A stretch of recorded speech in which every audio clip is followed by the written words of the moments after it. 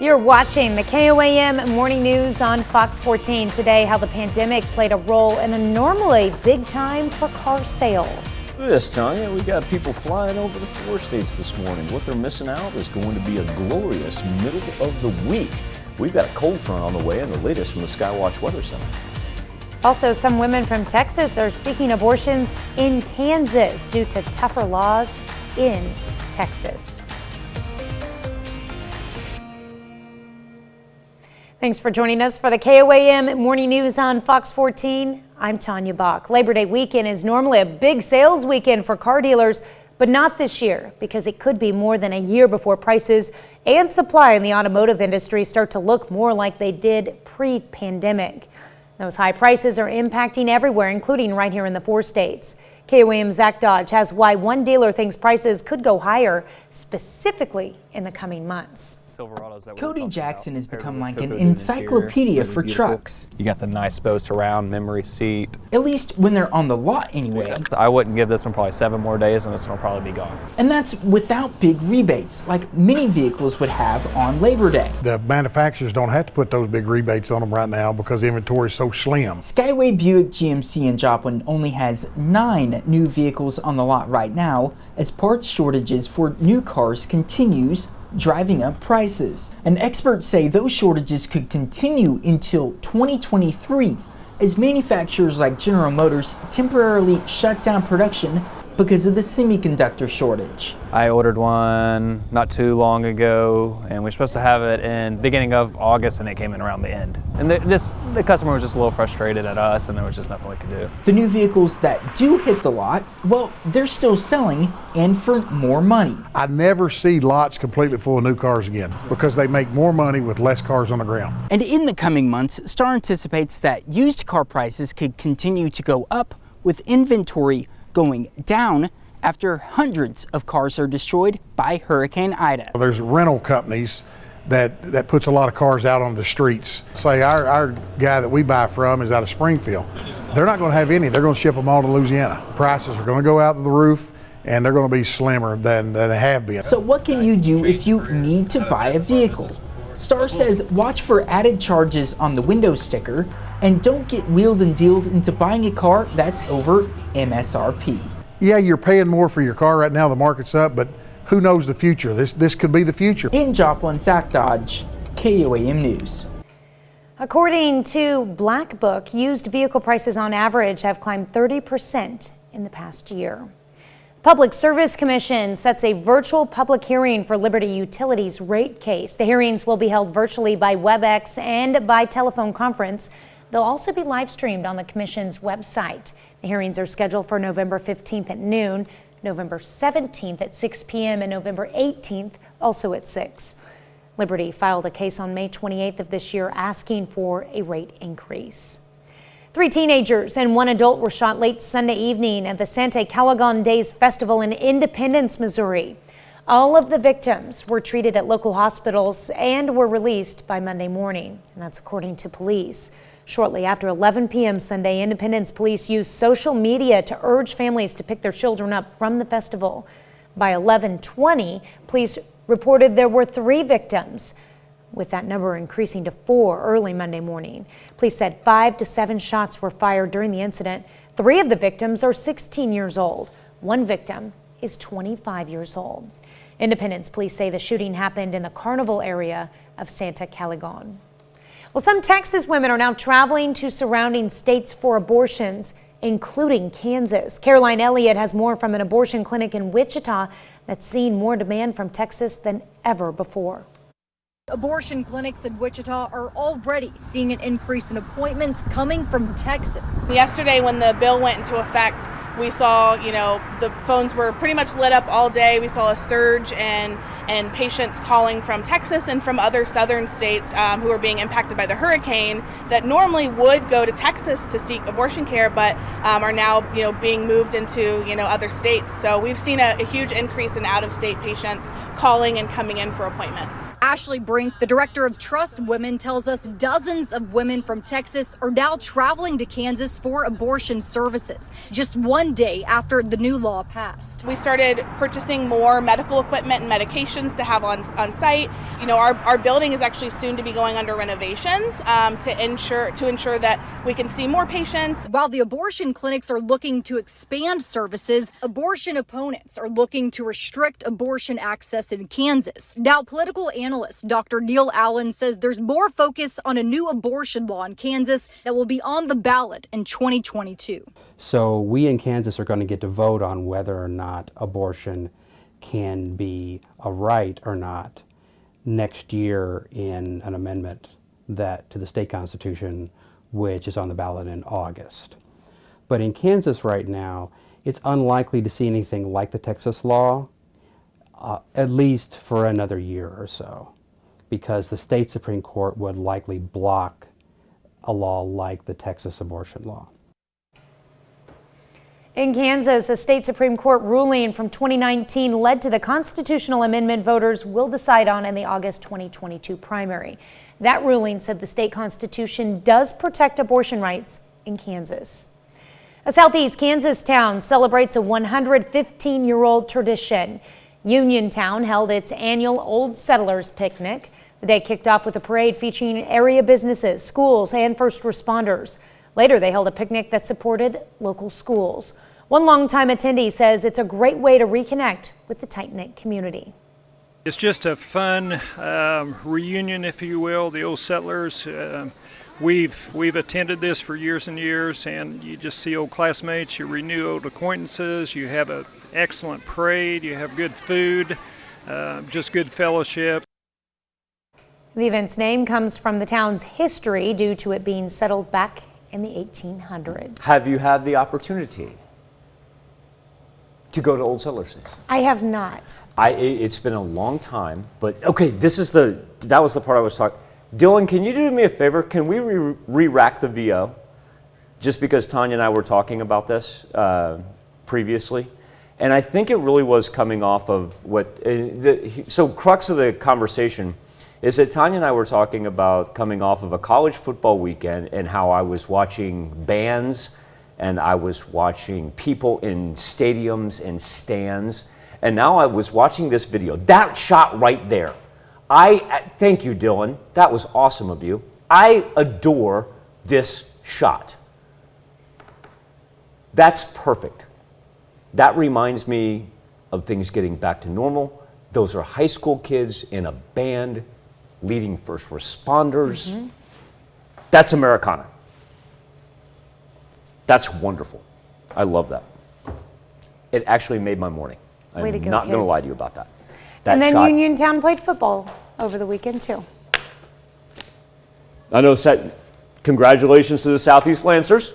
They got the victory on that. You know what? I got some highlights of the U and Southeast coming up here in just a little bit. Tanya, we've been talking about warm temperatures and whatnot, but take a look at our record low from September the 7th. It was 44 degrees in 2011. It's not that long ago, just a decade ago. I do not remember that. You would think that day would stick out. 44 degrees in early September? My goodness, no thank you. I mean, I know we all like mild temperatures and whatnot, but 44 is a little too cold for this time of year. It's absolutely wonderful outside right now. 68 degrees as we take a live look over 7th and Rangeline. Watch that wind coming in from the south right now. It's still single digits. It's going to make it up to about 10 to 15 and gusts to about 20 to 25 later on. We've got 65 in Pittsburgh, 70 already in Chanute, 67 in Carthage, and 61 in Miami with a Skywatch storm tracker with light cloud cover throughout southwest Missouri, southeast Kansas, staying on the clear blue sky side. Still have a flood warning there for the Osage River, northern part of Vernon County, just north of Nevada. And the national perspective remaining relatively quiet for the most part. We've got a big ridge building over the west coast. That is the last thing that they need because that just elevates the fire concerns and will bring them warmer temperatures and low humidity. Here in the 4 states, our humidity will drop as well. And that's really going to help us out because we will be in the low 90s later on today, but certainly not going to feel too bad. A little bit of cloud cover will build overnight because we've got a cold front that's going to move in. And behind it, little thunderstorm activity. It'll be tonight into tomorrow morning, most of it along and south of I-44. And what it will do, it's a quick hitter, and it's going to bring us delightful middle of the week temperatures. How about 83 on Wednesday and 85 on Thursday? Then we'll deal with the heat wave after that. All right. Well, up next, air pollution is taking years off of life expectancy. And how much screen time is too much for young children? You're watching the KOAM Morning News on Fox 14. Hi, A new report finds air pollution is cutting down the life expectancy of billions of people around the world. University of Chicago's Energy Policy Institute published its annual Air Quality Life Index on Wednesday. Researchers looked at countries with levels of air pollution that were below standard. They found life expectancy for the people in those countries were slashed by more than 2 years on average. The top 5 countries with the most number of years lost were all in Asia. According to the report, air pollution is a greater threat to life expectancy than smoking, war, or diseases like HIV and AIDS. Parents often struggle to put limits on how much time their children spend on screens.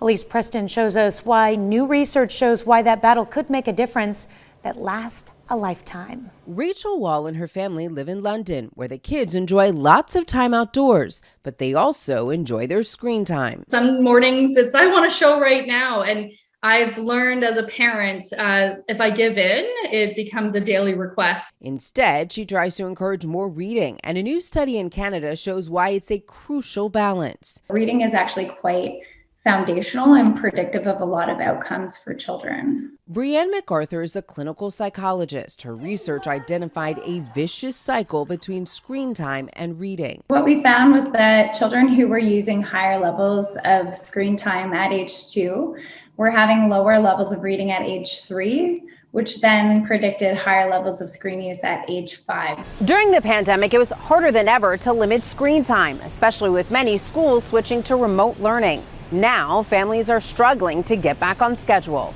The American Academy of Pediatrics recommends for children ages 2 to 5 limiting screen use to 1 hour per day. For children under 18 months, no screen time at all except video chatting. One way to encourage more reading is for parents to lead by example. These early reading skills are quite predictive of how children will do later in school, whether they'll graduate from high school, whether they'll be successful in different aspects of adult life.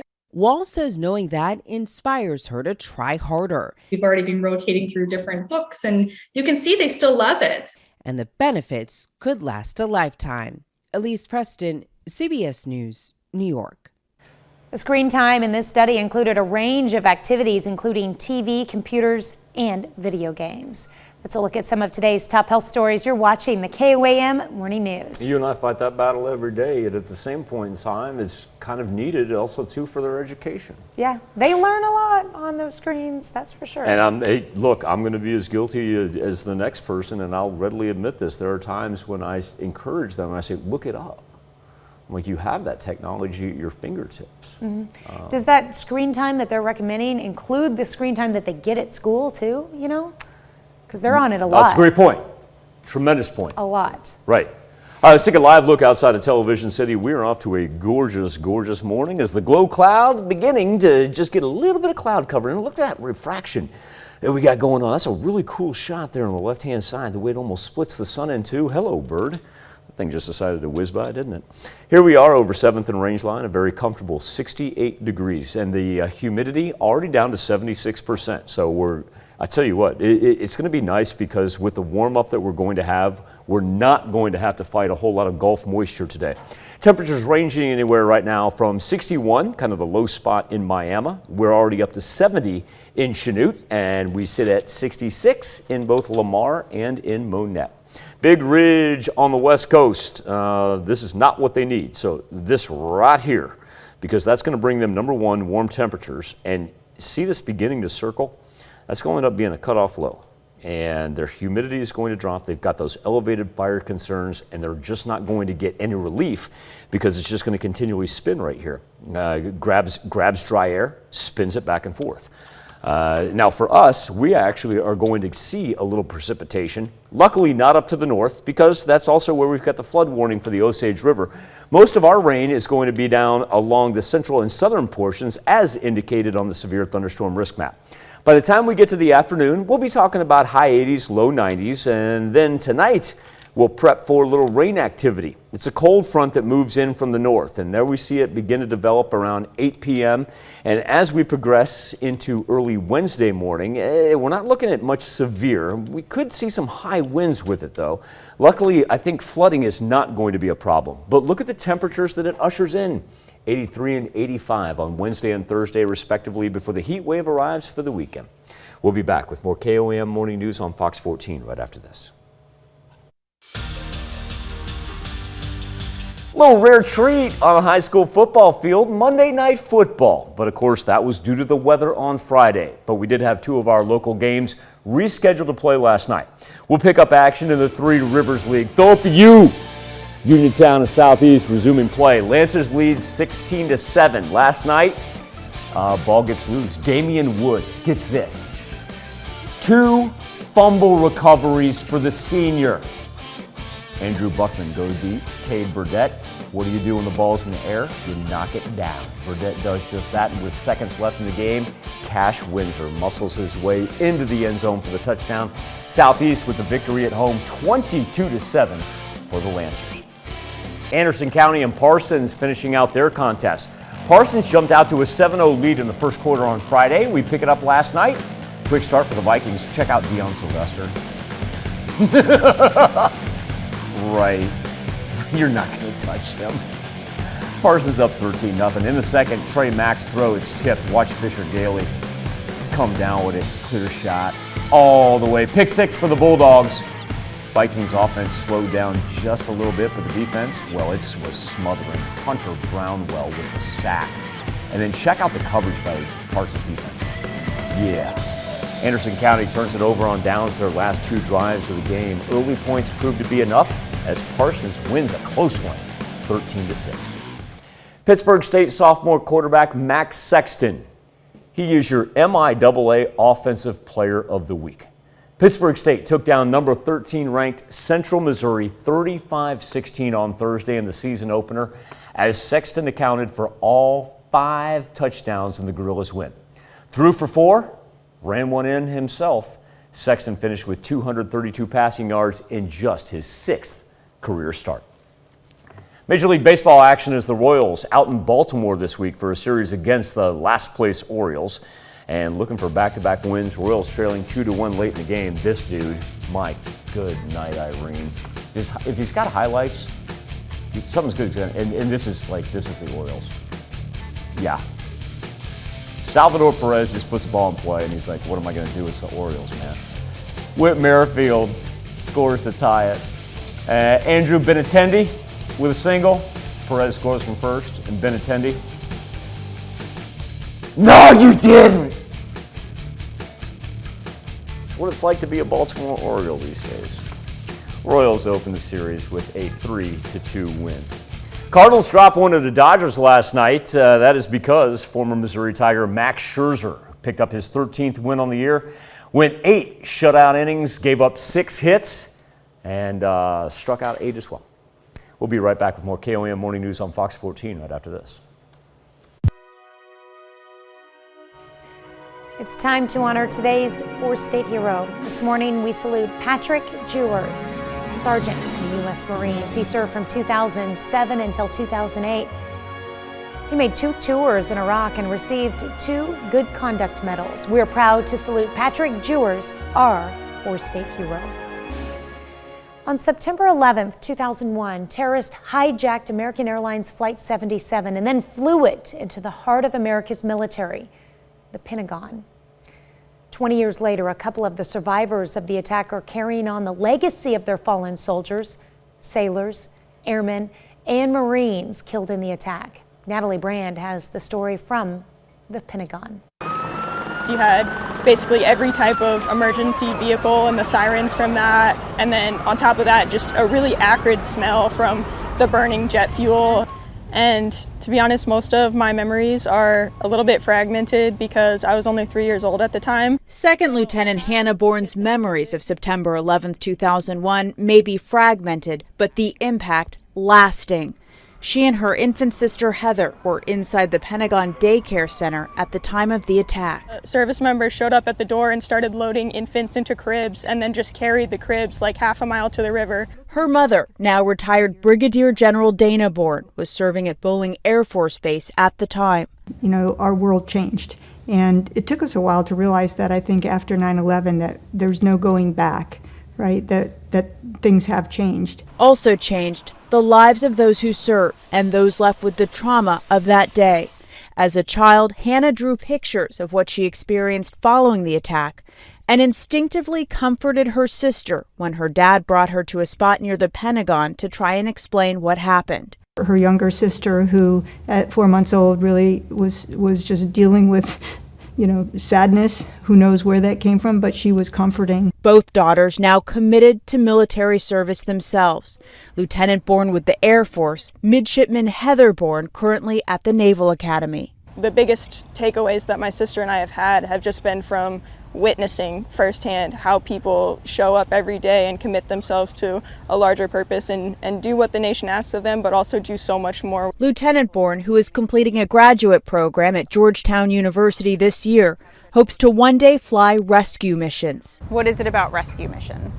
I don't know, there's probably something innate there about just the gratitude that my sister and I and my family have for the service members who had the awareness to come help rescue us during 9/11 and maybe wanting to give back in a more direct way. Lieutenant Bourne says every 9/11, she and her sister reflect on what they can do to honor the legacy of the lives lost and the sacrifices made over the past 20 years. Natalie Brand, CBS News, Arlington, Virginia. Military leaders citing that the Pentagon is one of the most targeted terrorist sites in the world shut down the Pentagon's daycare center following the 9/11 attack. We'll be right back after this. Our state's most watched news starts now. Welcome back to the KOAM Morning News on Fox 14. It's currently 7:31. Let's take a look at today's top stories. Public Service Commission sets a virtual public hearing for Liberty's utility rate case. The hearings will be held virtually by WebEx and by telephone conference. They'll also be live streamed on the Commission's website. The hearings are scheduled for November 15th at noon, November 17th at 6, and November 18th at 6. Liberty filed a case on May 28th of this year asking for a rate increase. 3 teenagers and 1 adult were shot late Sunday evening at the Santa Calagon Days Festival in Independence, Missouri. All of the victims were treated at local hospitals and released by Monday morning. According to police, shortly after 11 p.m. Sunday, Independence police used social media to urge families to pick up their children from the festival. By 11:20, police reported there were 3 victims, with that number increasing to 4 early Monday morning. Police said 5 to 7 shots were fired during the incident. 3 of the victims are 16 years old. 1 victim is 25 years old. Independence police said the shooting happened in the carnival area of Santa Calagon. The southeast Kansas town celebrates a 115-year-old tradition. Uniontown held its annual Old Settlers Picnic. The day kicked off with a parade featuring area businesses, schools, and first responders. Later, they held a picnic that supported the local schools. One longtime attendee says it's a great way to reconnect with the tight-knit community. It's just a fun reunion, if you will, the Old Settlers. We've attended this for years and years, and you just see old classmates, you renew old acquaintances, you have an excellent parade, you have good food, just good fellowship. Comes from the town's history due to it being settled back in the 1800s. Looked like a great time out there. Weather was perfect. Yeah, couldn't complain about that. You're a fan of mild September temperatures? Who wouldn't be? We've got a nice quarter that's going to sweep in and really help us. All right. Is this better? Yay? Well, you tell me, Tanya. I don't know. I can't hear it when my mic's on. We good? Okay.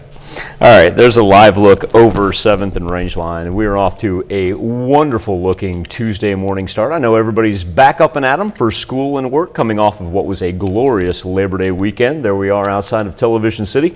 Currently in Joplin, we sit at 68 degrees. Watch that wind though. Despite the fact that it's just 9 miles per hour right now, we are going to see it gust up to about 20 miles an hour this afternoon. Dew point, 60 degrees, humidity 76%. Those are excellent numbers considering grass isn't going to be too wet, and we're not going to have to fight a big difference between our temperature and what it actually feels like this afternoon. Okay, let's roll 68 in Carthage, 70 already in Chanute, and compare that to 61 in Miami. Much cooler down to the south despite that southerly wind. And because if you look up at Fort Scott and Nevada, already up to 67, it's not going to be one of those oppressively hot days, however. You look at the jet stream out there on the west, elevated fire concerns, it's not going to help them at all the way their weather is shaping up, as they will drop their humidity down to about 15% later on this afternoon. As far as what we're looking at in the 4 states, we have seen a little light cloud cover through the central and eastern portions of southwest Missouri. No precipitation though. Do want to point out and remind everyone that in Vernon County that we have a flood warning for the Osage River that lasts until Wednesday evening. There's the severe thunderstorm risk map. Now we see ourselves in that marginal category because we could pick up a little wind with our rains. And speaking of severe weather, before we get to future track, let's check in on Hurricane Larry. Still a Category 3, but way off the coast. What we will be looking at here by the end of the week, though, are some tidal concerns for the Mid-Atlantic and the Northeast. Our afternoon planner in the 4 states is going to put us up into the low 90s. Let's talk about that severe thunderstorm risk map here just a little bit. A cold front is going to work its way in tonight. So we got the cloud cover that begins this evening. Then we see rain that develops really along and then kind of wants to get a little bit serious below I-44. So it's going to be our southern counties that are going to see the majority of the rain. And when we look at these temperatures, though, as Tanya was saying, she likes mild. How about 83 and 85 on Wednesday and Thursday? That's hard to beat. But look at what happens from Friday into next week. A little bit of a heat wave. We'll be back with more KOAM Morning News on Fox 14 right after this. Time now for our Something to Talk About this morning on the KOAM News Facebook page and our morning Insta poll. Now, kids were out of the physical classroom, and now that they got to get back in there, you got to pick up a little bit what you forgot about. But then, remember, there's also teenage drivers. Well, Lauren Blanchard has more on what us parents should know as our teens get back on the road.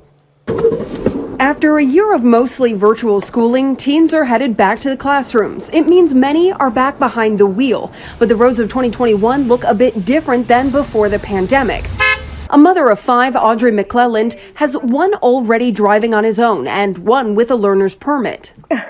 Very nervous. Very nervous. Like many parents, she worries sending her teen out with the car alone. What was very difficult was that there wasn't as much time behind the wheel practicing due to the pandemic. There really weren't a lot of places to go. And those worries come with some hard data. The CDC shows auto crashes are a leading cause of teen death. The National Highway Traffic Safety Administration found in 2020, despite fewer drivers on the road, it was the worst year for vehicle fatalities in over a decade. Data shows that trend has carried over into 2021. The reasons? Overly relaxed drivers and speeding. According to a recent study by Chevrolet through the Harris poll, 78% of parents worry about aggressive drivers, and 68% are concerned that their kids are back on the road. They're risky, they're not bad. According to Pam Shadle-Fisher with the Governor's Highway Safety Association, another problem is that for many families, getting teens driving practice likely fell low on the list of pandemic priorities. They're inexperienced, right? They've never done this before. But she says with the help and guidance of parents, their teen drivers can become more confident and safe. Get your teen out there. The grocery store trips, the trips to the drugstore. She says the number one mistake parents make handing over the keys. They're overconfident in their teen's abilities. Every teen is at the same place. The playing field is level when it comes to driving. They're all new, they're inexperienced, they have that brain development issue. In Washington, Lauren Blanchard, Fox News. I know it, folks. I got a teenage driver myself. All right, our question to you, now that we're trying to get back out and about amidst the pandemic, your biggest gripe about being out and about, and right now 66% of you say others people driving, and yeah, it's a little tongue-in-cheek when I say no, really, other drivers. But I had a feeling that was going to be the point. I did find it curious that 20% say needing a mask. Oftentimes, you know, we think we have one in the vehicle with us, and we show up to a place and we go, I left it at home. You can take part each and every morning, KOAMnewsnow.com/vote, or connect to us via Facebook. We'll be back right after this. The U.S. Bureau of Labor Statistics shared a blog post examining data on the nation's workforce. The information compared the current workplace to the one in 1979, and according to that data, the percentage of people ages 65 and older in the workplace had doubled over the last 40 years. The share of work being done by those 55 to 64 years old has also gone up. Economists say the U.S. labor force is now more diverse as well. The number of non-white workers on the job is currently double what it was in 1979. Women's participation in the workforce has only increased 5% to land at 47%. But the economists point out the job losses during the pandemic have disproportionately impacted female workers. When you're rummaging around in your kitchen late at night, you'll be able to spot the Pringles, even in the dark. Potato chip maker is getting in the Halloween spirit with new glow-in-the-dark cans. The limited edition packaging comes in sour scream and onion and original flavors. They are available in stores now while supplies last. For millions of Americans, Labor Day weekend may have been the last chance to travel before the summer ends. The holiday getaway certainly looked different this year. Here's Errol Barnett with the breakdown and travel stats. Far more Americans are traveling this weekend compared to 2020, but in general, the travel industry is still struggling to get back onto its feet. Here are some of the latest numbers from the TSA. It estimates that roughly 3.5 million travelers passed through airports on Friday and Saturday alone. That is more than twice as many compared to last year, but it is still fewer holiday weekend flights than before the pandemic. For example, United and Delta each expected to fly about 2 million people over the long weekend, which is about 20% lower than in 2019. Now, this is partly because flights were canceled in the wake of Hurricane Ida's devastating flooding, and the spread of the Delta variant may have kept more travelers home. Cases, as we've been reporting for weeks, have been spiking across the country. Now, as this weekend winds down, many are wondering right now, when is the best time to drive home? Well, one traffic data company has a few suggestions. It says on Tuesday, it's better to wait until late evening after 9 p.m. Try and avoid traveling, they say, between 2 p.m. and 9 p.m. And gas prices in general are on the rise across the country, an increase of 96 cents compared to this time last year. Errol Barnett, CBS News at Reagan National Airport. Kraft Heinz is charged with cooking its books. The Securities and Exchange Commission accused the company of engaging in accounting misconduct from 2015 through 2018. Among the allegations, the company maintained false supplier contracts and logged unearned supplier discounts, making it look like the company achieved cost savings. Kraft has agreed to pay a $62 million fine, but did not admit or deny the findings. We'll be right back with more after this, but first, let's take a look at the market prices before the opening bell.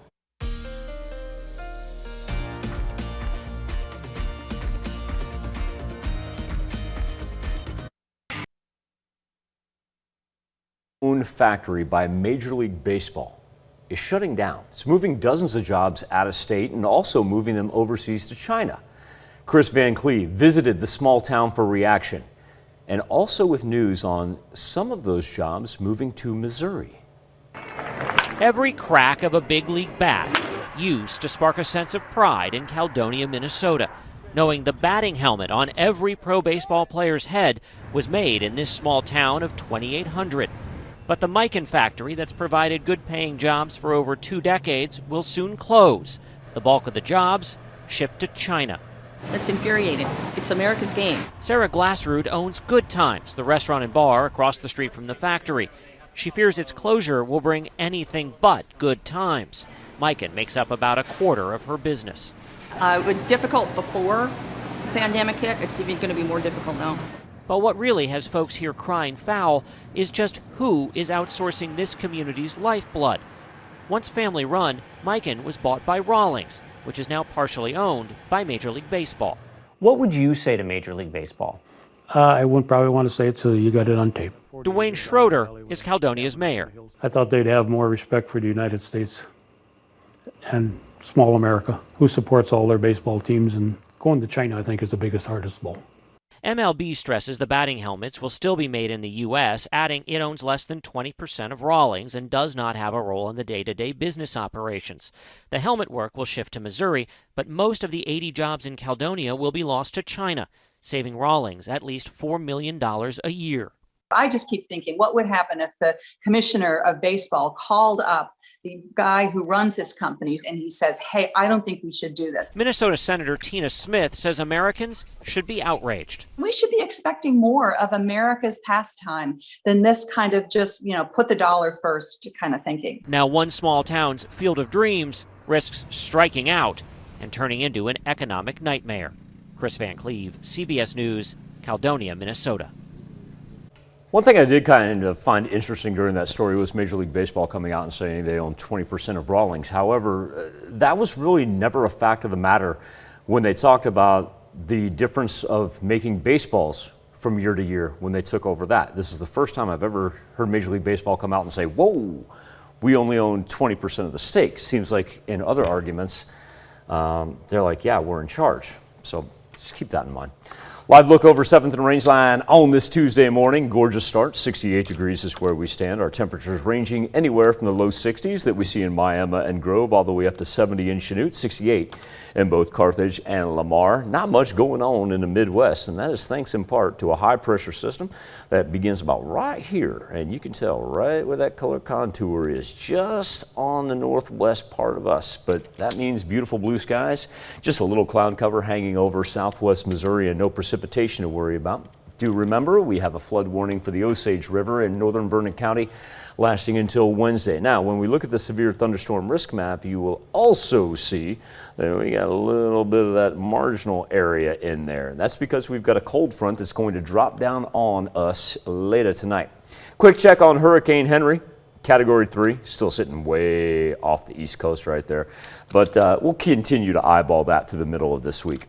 We'll be up into the low 90s later on this afternoon. Let's talk about why we show up on the severe thunderstorm risk map, because as everything collapses down on that cloud cover for this evening and tonight, we see the development begin of rain, and it's really going to be along and south of I-44. Last us into Wednesday morning. High wind, our greatest threat. Not going to see enough rain to actually cause any flooding concerns. And then the cold front is actually going to make for a great middle of the week with highs of 83 and 85 on Wednesday and Thursday. We'll be back and wrap up this edition of the KOAM Morning News on Fox 14 right after this. Welcome back to the KOAM Morning News on Fox 14. Here's what's happening today. Public health officials brace for another possible COVID-19 surge after the long Labor Day weekend. Many Americans traveled to mark the unofficial end of summer. Airports were busy even though the CDC warned unvaccinated people to stay at home.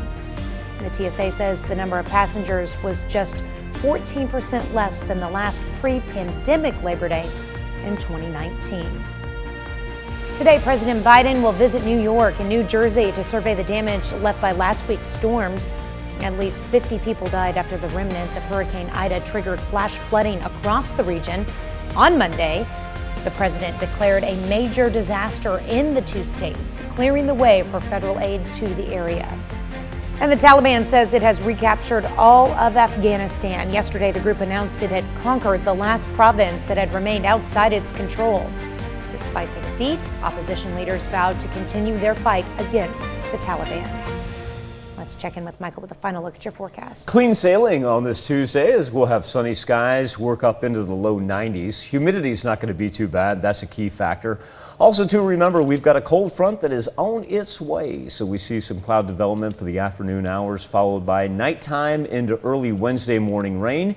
And it does a great job cooling us off as our temperatures are in the mid 80s on Wednesday and Thursday before the heat wave comes back for the weekend. Some area kids and their families spent Labor Day getting an up-close look at some fluffy alpacas. The Majajupa Mine Alpaca Farm hosted an open house where families could come pet and feed the animals. and take selfies with them. People also had the chance to learn about the process of making products out of alpaca fleece and how to take care of them, including what they like to eat. He like missing hay. He like hay. I actually saw their post on Facebook, and we had never been here, and I had been wanting to come forever, and we finally had a chance to come. Yeah. The alpaca farm is located at 7548 East 20th Street in Joplin. People took the selfies with the alpacas. Yeah, I'm sure the alpacas couldn't hold the camera. Opposable thumbs? No. They do like to eat hay, though. It's worth a shot in the dark. I don't know. I'm not an alpaca expert. Thank you so much for letting us put the good in your morning. We'll be back with more news and weather when we see you at noon. Have a great morning and an even better day.